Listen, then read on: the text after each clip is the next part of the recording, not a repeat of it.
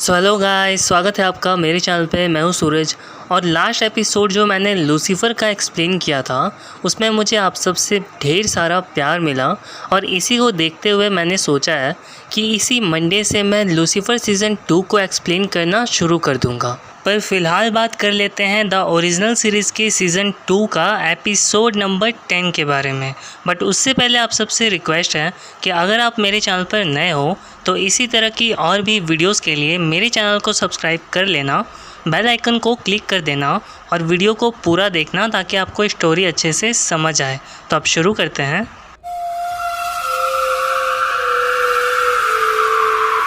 तो कहानी की शुरुआत होती है और हम देखते हैं क्लाउस को, जो कैमली को अपने साथ लेकर आता है अपनी बेटी से यानी अपनी बेबी गर्ल से मिलवाने के लिए। और तभी वहाँ हैली आती है बेबी को गोद में लेकर और क्लाउस कहता है कैमली से कि इसकी जान को खतरा था और इसी वजह से मैंने इसके ज़िंदा होने की बात हर इंसान से छुपाई है, पर मैं तुम पर बहुत ही ज़्यादा भरोसा करता हूँ, इसीलिए तुम्हें यहाँ लेकर आया हूँ अपनी बेटी से मिलवाने के लिए। और हम देखते हैं कि कैमली बेबी को देखकर बहुत ही ज़्यादा खुश होती है और क्लाउस से कहती है कि कोई बात नहीं, तुमने जो भी किया सही किया। और ये कहकर कैमली और हैली खेलने लगते हैं बच्चे के साथ। और इधर हम देखते हैं रेबेका को, जिसे एक बंदा ज़बरदस्ती मेडिसिन खिला रहा होता है और फिर उसे बेहोश कर देता है मेडिसिन खिलाकर और वहाँ से चला जाता है। फिर हम देखते हैं फिन और माइकल को, जो अब एक साथ हो चुके हैं। और इधर जैक्सन बात कर रहा होता है हैली से और हैली बताती है कि तुम्हारे लिए एक छोटा सा सरप्राइज़ है। फिर जैक्सन बाहर जाता है सब देखने के लिए। तभी हमें पता चलता है कि वहाँ पर वैम्पायर्स यानी मार्शल और उसके सारे लोग आ जाते हैं और वो भी वेयरवुल्फ के इलाके में। फिर हम देखते हैं रेबेका को, जिसकी आंखें खुलती हैं और हमें पता चलता है कि रेबेका ने वो मेडिसिन लिया ही नहीं था। और तभी वहाँ आ जाती है कैसी, और कैसी वही लड़की है गाइस जिसकी बॉडी में एस्थर ने जंप किया था। इसको आपने बहुत सारे सीज़न 2 के एपिसोड्स में देखा भी होगा। तो कैसी कहती है रेबेका से कि तुम रेबेका माइकल सुनो ना। तो ये सुनकर रेबेका बिल्कुल शॉक्ड रह जाती है और कैसी से पूछती है कि यहाँ पर तो मुझे किसी ने भी नहीं पहचाना, पर तुमने कैसे पहचान लिया। तो कैसी कहती है कि मैं पूरे माइकलसन फैमिली को अच्छे से जानती हूँ, क्योंकि वो लोग किसी की भी बॉडी में बहुत ही आसानी से जंप कर जाते हैं और ऐसा मेरे साथ हो चुका है जो तुम्हारी माँ ने किया था, और इसी वजह से मैं तुम्हें और तुम्हारी पूरी फैमिली को अच्छे से जानती हूँ। तभी रेबेका कैसी को जल्दी से अंदर ले लेती है और डोर बंद कर देती है और कैसी से पूछती है कि तुम कैसी हो ना। तो कैसी कहती है हाँ। तो रेबेका कहती है कि अब चलो मुझे बताओ यहाँ से बाहर निकलने का तरीका क्या है। तो कैसी कहती है कि यहाँ से कोई भी बाहर नहीं जा सकता। तो रेबेका कहती है बनो मत, मुझे बताओ, कोई ना कोई तो बाहर गया ही होगा ना। तो कैसी कहती है हाँ ज़रूर, पर मरने के बाद। और ये सुनकर रेबेका के होश उड़ जाते हैं। इधर हम देखते हैं क्लाउस को, जो अपने भाई कॉल के लिए एक वाइन की बोतल लेकर आता है और कॉल और क्लाउस दोनों बात कर ही रहे होते हैं। तभी हम देखते हैं कि वहाँ आ जाता है फिन, और फिन को देखकर क्लाउस कहता है कि तुम भी आओ, हमारा साथ दो और हमारे साथ बैठकर पियो। तो फिन कहता है कि मुझे दोबारा पूछने पर मजबूर मत करो। तो क्लाउस कहता है अच्छा, तो तुम लगता है कि शायद एस्थर के बारे में पूछने आए हो, पर वो तो बिल्कुल सेफ़ है, उसकी फ़िक्र मत करो, पर तुम उसे ढूंढते रह जाओगे, वो तुम्हें मिलने नहीं वाली। तो फिन कहता है कि तुम्हें लगता है कि तुम जीत गए, मैं तुम्हें दिखाऊंगा, और बोलकर वहाँ से चला जाता है। फिर हम देखते हैं हैली को, जो अपने लोगों को और वैम्पायर्स को सबको समझा रही होती है कि हमें बस मिलजुल कर ही रहना होगा, तभी हम एक साथ आगे बढ़ा सकते हैं इस शहर को। तभी हम देखते हैं कि वहाँ से फिन निकल ही रहा होता है क्लाउस से मिल करके और उन सब से कहता है कि तुम सब बस एक दूसरे से लड़ने के लिए बने हो। उसके बाद फिन अपना कोई स्पेल करता है और हम देखते हैं कि एक छोटा सा अर्थक्वेक आता है और फिन स्माइल करता है। तभी एक लड़की जो वैम्पायर होती है वो भाग कर आती है फिन की तरफ, पर हमें पता चलता है कि वहाँ पर अब एक इनविजिबल वॉल बन गया है और जिसे छूते ही उस लड़की का हाथ जल जाता है। तो फिन कहता है सबसे कि अब थोड़ी देर में तुम्हें पता चल जाएगा कि मैंने क्या किया है, और बोलकर वहाँ से चला जाता है। फिर हम देखते हैं क्लाउस को, जो उसी इनविजिबल वॉल के पास आता है और उसे टच करता है तो उसका हाथ भी जलने लगता है। तभी कॉल कहता है क्लाउस से कि क्या फिन ने हमें सच में यहाँ पे ट्रैप कर दिया है। तो क्लाउस कहता है कि एक विच ने इस प्रॉब्लम को क्रिएट किया है और एक विच ही इसे ठीक कर सकता है। तुम एक विच हो और इसे ठीक करो। तो कॉल कहता है कि मुझे मदद चाहिए होगी। इधर हम देखते हैं एलाइजा को जो रेबेका को कॉल करता है एंजेलिका के नंबर पे, क्योंकि एंजेलिका की ही बॉडी में रेबेका जंप करने वाली होती है। और तभी वहाँ आ जाती है कैमिली, और कैमिली और एलाइजा बैठकर ड्रिंक करने लगते हैं। फिर हम देखते हैं रेबेका और कैसी को जो बात कर रहे होते हैं, और कैसी बताती है रेबेका को कि तुम्हारे भाई ने इस जगह को बंद कर दिया था अंदर से ही, और इसीलिए ये जगह लोगों को अंदर बुलाती है और उसे यहाँ पर ट्रैप कर देती है। फिर हम देखते हैं डेविना को जो कॉल की हेल्प करने के लिए आ जाती है, और फिर वो दोनों मिलकर अपना एक स्पेल रेडी करने लगते हैं। पर तभी हम देखते हैं कि वहाँ पर एक छोटा सा ब्लास्ट होता है और फिर उनका स्पेल टूट जाता है। तभी डेविना कहती है कि फिन ज़रूर किसी डार्क ऑब्जेक्ट को चैनल कर रहा है। इधर हम देखते हैं फिन को जो एक डार्क ऑब्जेक्ट को चैनल कर रहा होता है, और वो डार्क ऑब्जेक्ट कोई और नहीं माइकल होता है। फिर हम देखते हैं कैमिली और एलाइजा को जो बात कर रहे होते हैं, और तभी एलाइजा अपना होश खो देता है और उसके बाद वो अपने हाथों को ज़ोर ज़ोर से खुजाने लगता है। कैमिली उसे शांत करने की कोशिश करती है, पर हम देखते हैं कि एलाइजा उसका हाथ ज़ोर से पकड़ लेता है, और ये देखकर कैमिली बहुत ही ज़्यादा डर जाती है। पर तभी एलाइजा को कॉल आ जाता है एंजेलिका का, और उससे उसे पता चल जाता है कि एंजेलिका की बॉडी में रेबेका नहीं है, और ये बात वो कॉल करके जल्दी से बता देता है क्लाउस को। तभी कॉल आ जाता है क्लाउस से बात करने के लिए, और उससे कहता है कि फिन को डिस्ट्रैक्ट करने के लिए मेरे पास एक ज़बरदस्त आइडिया है। तो क्लाउस कहता है वो क्या? तो फिन कहता है कि उसे बता दो कि हमारी माँ कहाँ है। फिर हम देखते हैं हैली को जो जैक्सन को बुलाती है और उससे सब कुछ बता देती है अपने और एलाइजा के बारे में, कि वो लास्ट नाइट एलाइजा के साथ थी। और ये सुनकर जैक्सन को बहुत ही ज़्यादा बुरा लगता है, पर फिर भी वो कहता है हैली से कि अगर तुम उससे प्यार करती हो तो तुम्हें सेक्रीफाइस करने की ज़रूरत नहीं है, और ये बोलकर वो वहाँ से चला जाता है। इधर हम देखते हैं जॉश और एडन को जो बात कर रहे होते हैं, और तभी जॉश को कुछ होने लगता है और उसे बहुत ही ज़ोर की प्यास लगने लगती है, और हम देखते हैं कि ये सब कुछ फिन अपने मैजिक से कर रहा होता है। तभी जॉश कहता है एडन से कि अब मुझे यहाँ से जाना चाहिए, और वो सीधा जाता है क्लाउस के पास और उससे बताता है कि मुझे बहुत ही ज़्यादा प्यास लग रही है, और इतनी प्यास मुझे इससे पहले कभी नहीं लगी थी। और ये सब सुनकर क्लाउस समझ जाता है कि फिन यही चाहता है कि वेयरवुल्फ और वैम्पायर्स लड़कर आपस में ही मर जाएं। और फिर हम देखते हैं कि क्लाउस कॉल करता है फिन को और उसे बता देता है एस्थर का पता। फिर हम देखते हैं रेबेका को जो अल्फ़ाबेट्स की मदद से वो एक मैसेज बनाती है, और कहती है कैसी से कि हमें ये मैसेज मेरे भाइयों के पास यानी क्लाउस और एलाइजा के पास पहुंचाना होगा, और उसके बाद वो मुझे ढूंढते हुए यहाँ तक ज़रूर आएंगे। तो कैसी कहती है कि पर हम ये करेंगे कैसे, क्योंकि हमें यहाँ पर जो मेडिसिन दिया जा रहा है उस मेडिसिन में एक मैजिकल फ्लावर मिलाया गया है, जिसकी वजह से हमारी शक्तियाँ कम हो जाती हैं। तो रेबेका कहती है कम ऑन, तुम एक हार्वेस्ट कर लो, और मुझे पूरा यकीन है कि अगर हम कंसंट्रेट करें तो ये कर सकते हैं। उसके बाद हम देखते हैं कैसी मान जाती है, और फिर वो दोनों अपना मैजिक स्टार्ट करते हैं।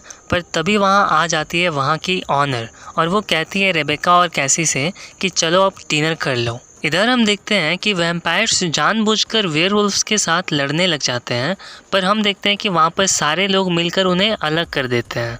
इधर कॉल मार्शल और क्लाउस को बता रहा होता है कि मैं अपनी शक्तियों से उस इनविजिबल वॉल को सिर्फ 60 सेकंड के लिए बंद कर सकता हूँ, और उसी 60 सेकंड के अंदर से हमें यहाँ से निकलना होगा। और एक बात और है कि हमें अपने सारे मैजिकल ऑब्जेक्ट यहीं रख कर जाना होगा, क्योंकि हम उन्हें बाहर लेकर नहीं निकल पाएंगे। तो क्लाउस कहता है मैजिकल ऑब्जेक्ट्स यानी कि हमारी रिंग्स, हम रिंग्स लेकर बाहर नहीं जा सकते। तो मार्शल कहता है कि अगर हम रिंग के बिना बाहर गए तो हम सारे मारे जाएंगे। तो क्लाउस कहता है कि अब इसका मतलब बस यही है कि हमें रात तक इंतज़ार करना होगा। तो मार्शल कहता है कि इससे पहले कि हमारे हाथ खून से रंगे हों, हम रात का इंतज़ार नहीं कर सकते, हमें अभी ही कुछ ना कुछ करना होगा। फिर हम देखते हैं एलाइजा को जिसे बहुत ही बुरे बुरे ख्याल आ रहे होते हैं, और तभी वहाँ आ जाती है कैमिली, और कैमिली कहती है एलाइजा से कि मैं समझ सकती हूँ कि तुम पर क्या बीत रही है, तुम बहुत मिस कर रहे हो रेबेका को। पर तभी हम देखते हैं कि एलाइजा की आंखें बिल्कुल लाल हो जाती हैं, और वो खुद पे कंट्रोल खो देता है, और वो मारने ही वाला होता है कैमिली को। पर तभी कैमिली अपनी आंखें बंद कर लेती है, और उसके बाद थोड़ी देर के बाद वो जब अपनी आंखें खोलती है तो वहाँ पर कोई भी नहीं होता। फिर हम देखते हैं रेबेका को, और उसने जो अल्फ़ाबेट से मैसेज बनाया था उस मैसेज में अब लिखा होता है हु आर यू। तो वो कहती है कि मैं हूँ रेबेका माइकलसन, तुम कौन हो। पर तभी हम देखते हैं कि रेबेका अपने लेफ़्ट साइड में देखती है तो वहाँ पर एक काला साया नज़र आता है उसे, और हम देखते हैं कि ये देखकर रेबेका बहुत ही ज़्यादा डर जाती है। और तभी वहाँ आ जाती है वहाँ की ऑनर, वो भी एक बंदे के साथ, और रेबेका उन सब से कहती है कि मैंने वहाँ पर अभी कुछ देखा है। तो कोई भी यकीन नहीं करता उसकी बातों का, और हाथापाई में उस बंदे को पता चल जाता है कि रेबेका अपनी मेडिसिन नहीं ले रही है। पर फिर रेबेका अटैक करती है उस बंदे पे और उसकी गर्दन पर काट लेती है और उसे वहीं गिरा देती है, और उसके बाद उस औरत को भी उठाकर फेंक देती है और वहाँ से भागने की कोशिश करती है। तभी हम देखते हैं कि रेबेका को फिर से वही काला साया दिखाई देता है, और वो काला साया उसे गाइड कर रहा होता है ऊपर के कमरे की तरफ। इधर हम देखते हैं एस्थर को, जिसे फिन ढूंढ लेता है, और एस्थर की आंखें बिल्कुल लाल होने लगती हैं, और ये देखकर फिन समझ जाता है कि अब ये भी एक वैम्पायर है, और उसे बहुत ही ज़्यादा बुरा लगता है। फिर हम देखते हैं डेविना और कॉल को, जो अपना मैजिक कर रहे होते हैं उस इनविजिबल वॉल को हटाने के लिए। तभी वहाँ पर दो लोग लड़ने लग जाते हैं, और उनमें से एक वैम्पायर होता है और दूसरा वेयरवुल्फ।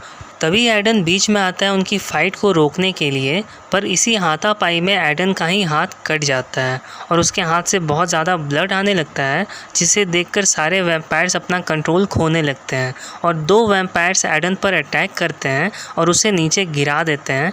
पर हम देखते हैं कि तभी वहाँ आ जाता है जॉश, और जॉश उन वैम्पायर्स की गर्दन तोड़कर एडन को बचा लेता है। पर हम देखते हैं कि जॉश भी देख लेता है एडन के हाथ से निकलता हुआ खून, और जॉश को भी बहुत ही ज़्यादा प्यास लगी होती है, तो वो भी अपना कंट्रोल खोने लगता है। पर तभी वहाँ पर आ जाता है क्लाउस, और क्लाउस रोक देता है जॉश को, और मार्शल कहता है डेविना और कॉल को कि जल्दी से अपना मैजिक कंप्लीट करो, और कॉल और डेविना अपना मैजिक प्रिपेयर करने लग जाते हैं। इधर हम देखते हैं रेबेका को, जो उस काले साए का पीछा करते करते एक रूम के पास पहुंच जाती है, पर उस रूम का डोर लॉक रहता है। पर फिर अचानक से ही वो डोर खुल जाता है, और उसके बाद रेबेका अंदर जाती है तो उसे वहाँ दिखाई देता है एक कॉफिन, जिसके अंदर किसी की लाश होती है। तभी वहाँ पर कोई आने लगता है तो रेबेका बाहर चेक करने जाती है, और फिर से डोर अपने आप ही क्लोज़ हो जाता है, और हम देखते हैं कि वहाँ पर एक बंदा आता है जो रेबेका को पकड़कर अपने साथ लेकर जाता है। इधर हम देखते हैं एस्थर को, जो फिन से कहती है कि मैं अभी भी तुम्हारी माँ हूँ। तो फिन कहता है कि मुझे अब किसी पर भी भरोसा नहीं रहा, मुझे बहुत ही बुरा लग रहा है आपकी ये हालत देखकर। आपने मुझे कन्विंस किया था ये बोलकर कि अब हमारी फैमिली एक साथ रहेगी, पर ऐसा कुछ भी नहीं हुआ, और अब मैं वही करूँगा जो मुझे बहुत पहले कर लेना चाहिए था। और उसके बाद हम देखते हैं कि फिन एस्थर का गर्दन पकड़ता है और उसे दीवार में लगा देता है, और फिर अपना कोई मैजिक करने लग जाता है। फिर हम देखते हैं डेविना और कॉल को, जो अपना मैजिक कंप्लीट कर रहे होते हैं, और तभी हम देखते हैं कि वहाँ पर एक छोटा सा आंधी आता है, और वहाँ पर जितने भी दिए जल रहे होते हैं वो सारे बुझ जाते हैं। फिर डेविना हाथ टच करती है कॉल का, और हम देखते हैं कि वो इनविजिबल वॉल जो होता है वो अब टूट चुका होता है थोड़ी देर के लिए। तभी हैली जैक्सन से कहती है कि आप सबको बाहर निकालो, और हम देखते हैं कि वैम्पायर्स की जगह सारे वेयरवुल्फ्स को बाहर निकाल देता है जैक्सन। पर तभी क्लाउस पकड़ता है कॉल को पीछे से और उसे अंदर की तरफ उठाकर फेंक देता है ज़ोर से, और क्लाउस कहता है कि मैंने नहीं सोचा था कि मुझे ऐसा कुछ करना पड़ेगा, पर तुम एक नंबर के झूठे हो और तुम्हारे साथ यही होना चाहिए। तो कॉल कहता है कि ये सब क्या मजाक है। तो क्लाउस कहता है कि मेरी बहन कहाँ है। तो डेविना कहती है क्लाउस से कि वो मर जाएगा। तो क्लाउस कहता है कि मरता है तो मरने दो, इसने मेरी बहन को धोखा दिया है। तो कॉल कहता है कि ये सब बस एक प्रैंक था, और रेबेका बिल्कुल ठीक है, तुम फिक्र मत करो उसकी। और उसके बाद वो बाहर जाने की कोशिश करता है, पर हम देखते हैं कि कॉल का हाथ जल जाता है। इसका मतलब ये होता है कि वो इनविजिबल वॉल दोबारा से आ चुका होता है। तो क्लाउस कहता है कि तुमने जो किया है वो ही तुम्हें मिलेगा भी, और बोलकर वहाँ से जाने लगता है। इधर हम देखते हैं कि जितने भी वैम्पायर्स होते हैं वो सब अटैक करने का सोच रहे होते हैं कॉल पर। तभी डेविना मार्शल से हेल्प मांगती है, और फिर मार्शल जाकर बचा लेता है कॉल को और कहता है कि यहाँ से अंदर चले जाओ। फिर हम देखते हैं जैक्सन को, जो दोबारा से हेली को शादी के लिए प्रपोज कर देता है, और हेली मान भी जाती है। आगे हम देखते हैं क्लाउस को, जो एलाइजा को कॉल करके कहता है कि अब तुम्हें वहीं रहना है और होप का ख्याल रखना है। तो एलाइजा कहता है कि मुझे ऐसा लग रहा है कि तुम मुझसे कह रहे हो कि कुछ भी मत करो। तो क्लाउस कहता है कि होप को तुम्हारी ज़रूरत है, मैं रेबेका को बचाने जा रहा हूँ। फिर क्लाउस उसी जगह जाता है जहाँ पर एस्थर को उसने छुपा कर रखा हुआ था, पर एस्थर वहाँ पर नहीं होती। इधर हम देखते हैं फिन को, जो एस्थर को अपने पास लेकर आया होता है और उसे भी माइकल के साथ ही सुला देता है। और फिन कहता है कि आप चाहती थी कि हमारा परिवार फिर से एक हो जाए। मुझे आज भी वो दिन है जब फ्रेया हमसे अलग हो गई थी।